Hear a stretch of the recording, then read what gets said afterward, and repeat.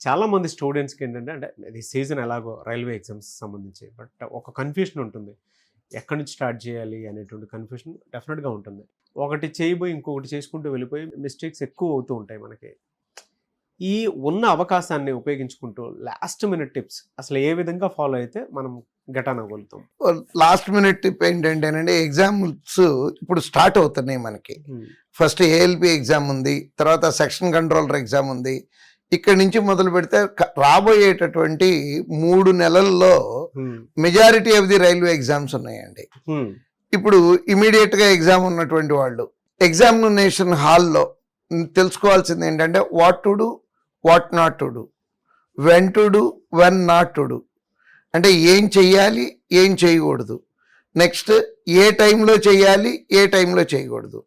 ఇది తెలిసి ఈ ట్రిక్ తెలిస్తే డెఫినెట్గా సక్సెస్ అవుతారండి.